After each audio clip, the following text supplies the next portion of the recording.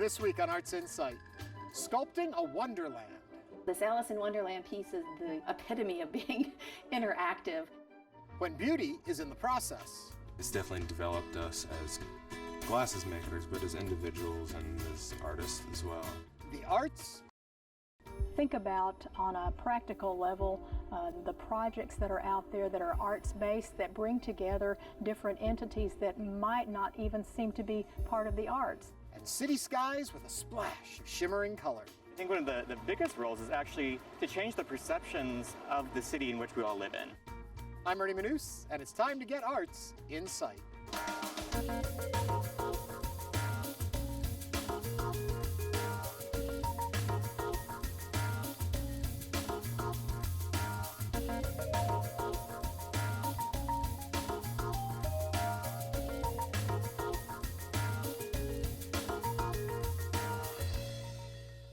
Welcome to Arts Insight. Today we're visiting the University of Houston campus, where there are some wonderful sculptures on display. We'll learn about those in just a bit. But first, one artist is bringing a favorite childhood story to life. It's a monumental sculpture, and just in time for a milestone anniversary.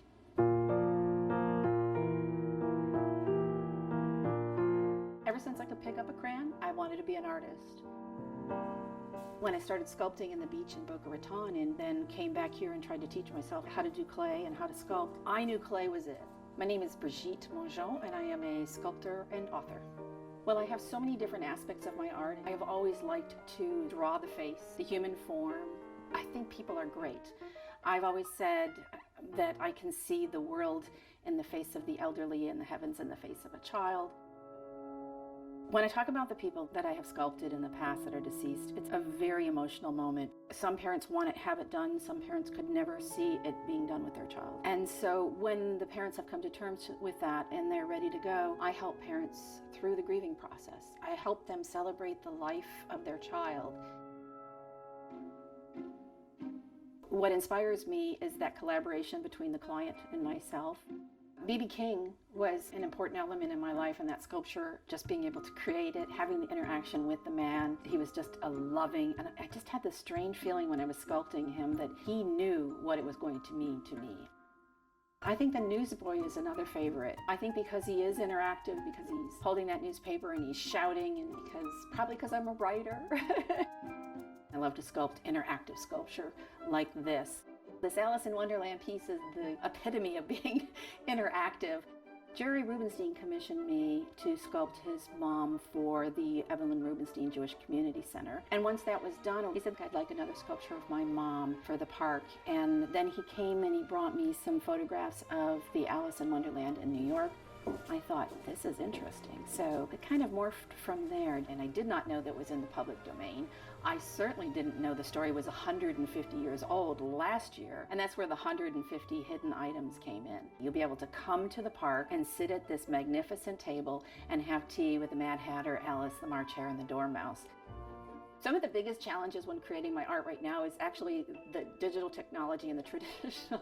I started out sculpting traditionally, which is taking clay and moving it around. But one of the things that happens is that our art actually ends up injuring our bodies. When I started to have trouble with my hand, and someone had suggested, try digital. In the computer, it takes nothing to hold a stylus, and I can move a stylus around much easier. I can flip a sculpture much easier in the computer, where I would have to be an acrobat to do some of the things a lot of times to be able to sculpt. So if I can do some of the processes digitally in the computer, then I'm saving myself, my body, and a lot of time. The process, it's much bigger and much more intricate than it would be if I were just sculpting traditionally. The next process is for me to start to gather the reference. From there, I sculpt small maquettes, small clay maquettes, and those maquettes are then scanned upstairs with a 3D scanner. And then the 3D scanner has a digital model, and that is sent off to Synapsys in Oklahoma. That's my vendor who does the CNC milling. It stands for Computer Numerically Controlled Milling. And then we have all these foam pieces that come back here, and we have to put them together. We glue all the foam pieces together, and from there we go to putting clay and wax on them. Now we're going to cut them up in many, many pieces and make rubber molds for them. The rubber molds are sent to a foundry in Santa Fe. So they will paint the molds with wax. It's also referred to as the lost wax method of bronze casting. So they have to match all all of my texture. And I'll spend probably a month in the foundry going through every piece and doing circles and making sure that all the metal is perfect. I think my heart and soul is in all my pieces. For me, it is the emotional attachment. It is the element of excitement, and with each piece, if it's a deceased loved one, there's that connection and that passion to that loved one. If it's a portrait of somebody, then hopefully I've sparked an interest. It's going to spark an interaction both physically, because I do like to have the sculptures interact physically, but also intellectually. You'll ask more questions, you'll probe further, you'll go deeper into the rabbit hole.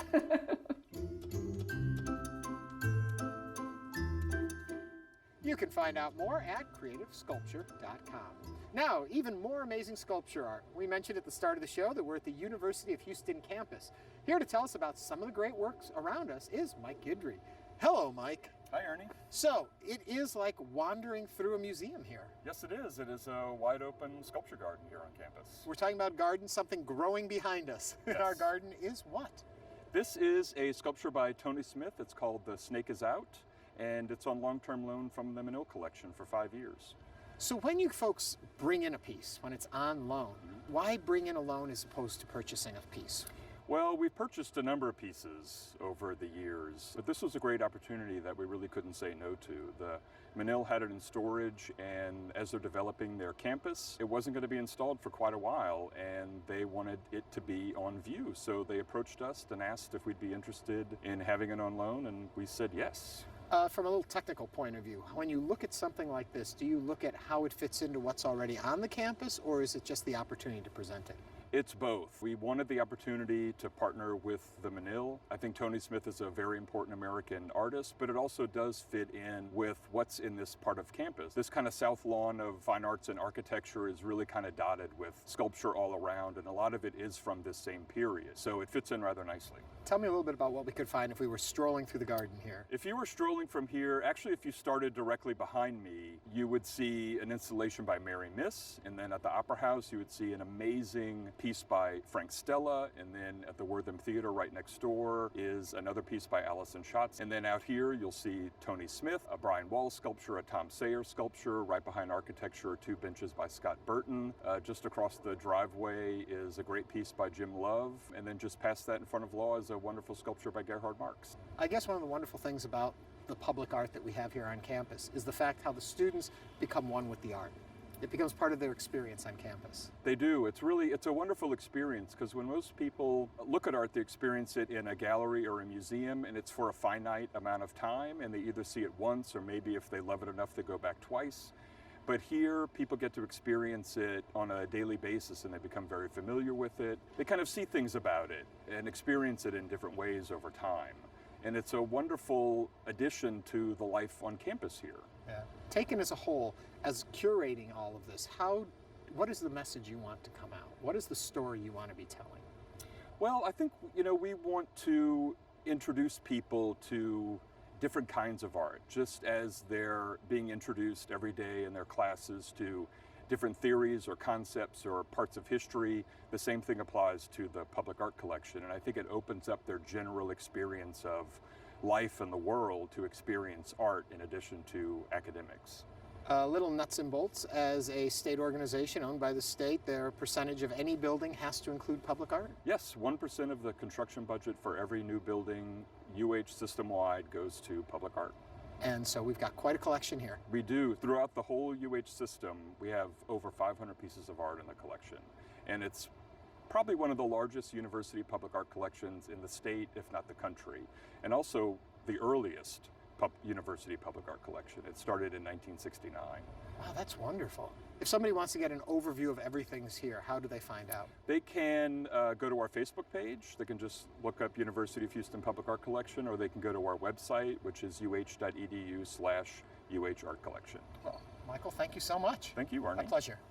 Now, 2 friends have developed a business with minimal impact on the environment.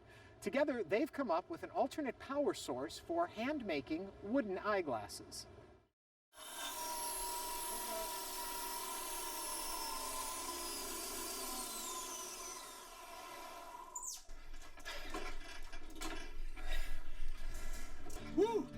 My partner Dave started Featherwood Frames maybe 5 years ago.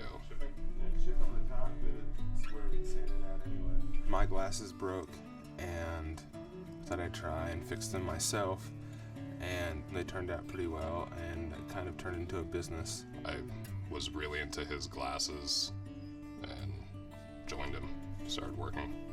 I was doing woodworking and general carpentry at the time and was pretty burnt out with that. I was using scrap wood that normally would be discarded or too small for most people, and Brett's help allowed me to further make the pedal power machines or the bike power machines. The big attraction, more than eyeglasses or anything, was the process, the ethics surrounding it. I was really into that idea. Before I got into this stuff, I was working with sustainable agriculture, and it just seemed like a great fit. I think sustainability is, a huge issue. We live our lives in a certain way. I haven't had a license in 7 years, for example, and I live in a camper. So it'd be weird to come to work and not practice what we preach in that sense.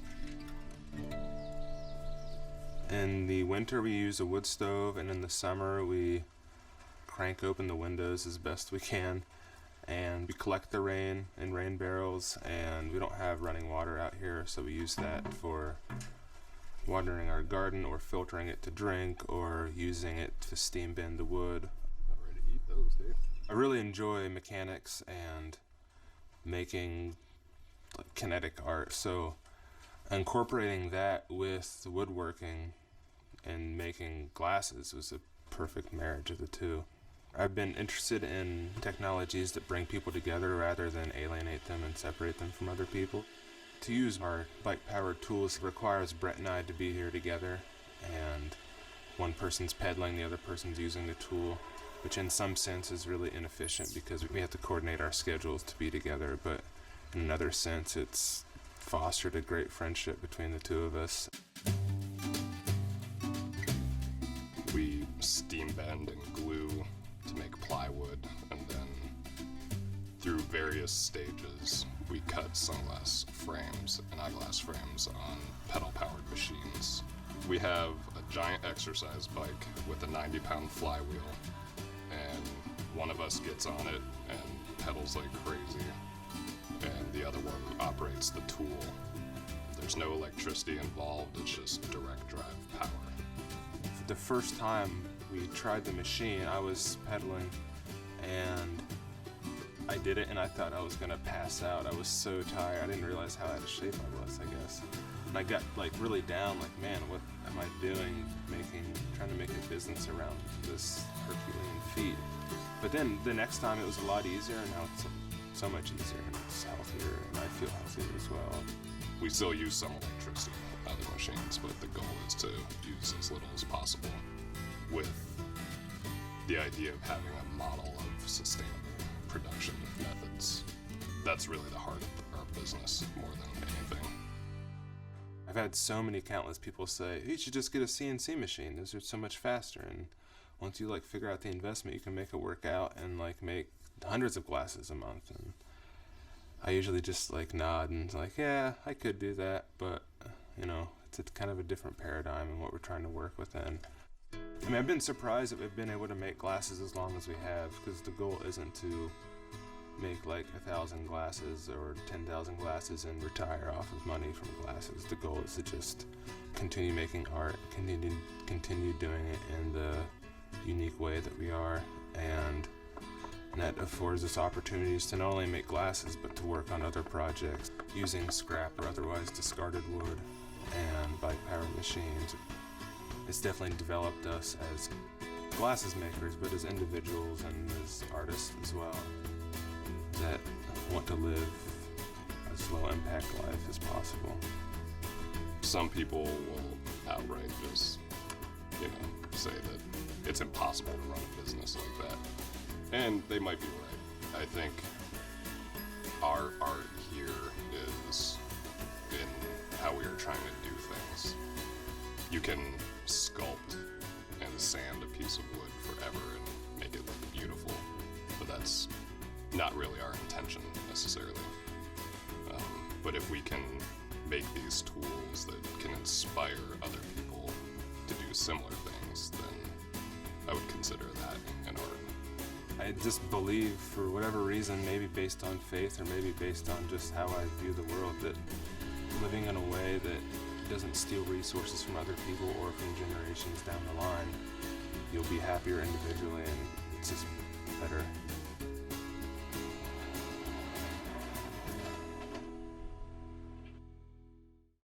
Find out more about the environmental issues in your area at epa.gov. Next, a multi-million-dollar grant organization is aiming to expand its reach. New leadership has set a goal to use arts as a connector, bringing people and communities together. One of the greatest characteristics of the arts is that there is something for everybody, but not everybody is engaged in the arts in the same way. Well, arts has been a great gift to me personally, and I'm not even sure that if it were not for the arts, I would have made as much sense of my life. I was born in Oklahoma, grew up in Arkansas. My parents are from China. I'm an only child, and they wanted me to assimilate, so here we have people who love bok choy and noodles and corn dogs and mashed potatoes for me. So I grew up navigating through multiple perspectives, and understanding those different perspectives helped me be very comfortable in being able to honor the different perspectives and navigate through them. When my father died and I was taking piano lessons, I was able to find music to help me have a sense of belonging. And that's what hit me first before I became intellectually engaged and wanting to know a lot more of the arts. And I always go back to that power of the arts that it has in our lives, no matter what entry point we have. It stays with you once you realize how much it can touch you, even if you can't fully articulate the reasons why. So prior to coming here to the National Endowment for the Arts, I was running the Kaufman Center in Kansas City. And we used to ask ourselves, what is that one single program that we could present that everybody would like? Art plays a strong role in being able to connect certainly communities together. Think about, on a practical level, the projects that are out there that are arts-based, that bring together different entities that might not even seem to be part of the arts. We want to make sure that there is a paradigm shift, that people understand that the arts infuse our lives on an everyday basis, from design to our own experiences. Something I like may not be something that you like, but we're still engaged in the arts, and we can honor each other's ways of being engaged, even when they're different from our own. And that's the beauty of the arts. Association with the arts has shown that there are fewer trips to the principal's office, the truancy rates decrease, they are more apt to participate in civic activities, their ability to understand other subject matter because of the arts is critical, and that makes the arts actually one of the most cost-effective ways to be part of a school system. With arts being cut in a number of schools, we look for ways to boost it instead. So given this scope of the arts, it's not surprising that the ways we engage with the arts are equally rich and textured. In 2012, 4.7 million workers were employed in the production of arts and cultural goods, and for every 100 new jobs created in the arts, 62 additional jobs are also created. From what we wear to drawings, and it infuses our lives every day, even when we're not aware of it. Think about the design elements that somebody had to create them. It's what we're celebrating at all of that is the element of creativity. And of course the arts, if we can boost that and help people become even more aware of their ability to create, then we're getting toward our goal, which is all Americans have the benefit of being engaged with the arts. People change, so art should change as well, and it does. And sometimes it guides us as well. So art is ever going. Our work is never done as cultural providers. We need to make sure that we're listening and paying attention. We would do ourselves a disservice if we said, if we build it, they will come. We have this piece of art here, I'll just set it down and everybody will come. That's not the way it works. We're about cultivating relationships and giving people the opportunity to be engaged in the process as well. As part of the National Endowment for the Arts, we'll be connecting more systems together. We are also thinking about the whole system now. And the more people we can help experience the arts in the ways that are relevant to their lives, then the greater chance that we have to foster value and foster connections and foster that creativity and innovation that comes from being engaged with the arts. Learn more about the new chairman at arts.gov. And finally tonight, one artist has a fresh vision for public art. It includes a soaring sculpture that's redefining skylines across the world. It's a dream, really. The response has been overwhelming. This is artist Jannetty Coleman beneath a sculpture she spent more than 2 years creating. Spanning 600 feet at its longest stretch and roughly half an acre, it soars and breathes above the Rose Kennedy Greenway. Its orange, purple, and green hues glinting in the sunlight like a translucent deep-sea creature. But this is a piece about a neighborhood. For me, it was about how to connect the city back to its waterfront. For 50 years, an elevated highway ran like a gash right through downtown Boston, the central artery, severing one part of the city from the rest. But when the Big Dig brought it down, the Greenway sprang up, and a land of opportunity was born. I started looking at each of the buildings along the Greenway. My first idea was, I used to, as a kid, with a piece of string, play this cat's cradle, where you'd link the twine together, and my thought was that when the Big Dig allowed for the highway to be removed, there was this volume of airspace, and I just wanted to make a cat's cradle across it. A one-time painter turned sculptor, the Brookline artist has created installations across the planet, working with a team of engineers, architects, and designers. Fiber is her medium, and history is often her prologue. Right where we're standing here, this was the middle of Boston Harbor. The city cut down 3 mountains to fill in this water to make this land. And those 3 mountains are these open spaces inside my sculpture. After it was assembled over 10 hours early one Sunday morning, Coleman titled the sculpture, "As If It Were Already Here." Suddenly, the piece with its 100 miles of rope linked by more than 500,000 knots became part of the city's own fabric. I was so nervous. I wanted to crawl under a rock the morning they were taking it up, I was so scared it wouldn't be right. And for me, it's personally rewarding to see it shared, to see people excited, taking photos and sharing them.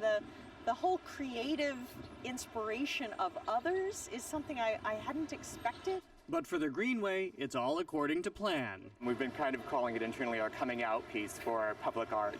Last fall, the Greenway named Lucas Cowan its first and only curator of public art. Lucas, what's the role of public art in a very open space like this? I think there's multiple roles. I think one of the biggest roles is actually to change the perceptions of the city in which we all live in. Art has been a slow brew on the 1.5-mile-long Greenway. Its most vibrant presence has been the Dewey Square mural, which changes annually.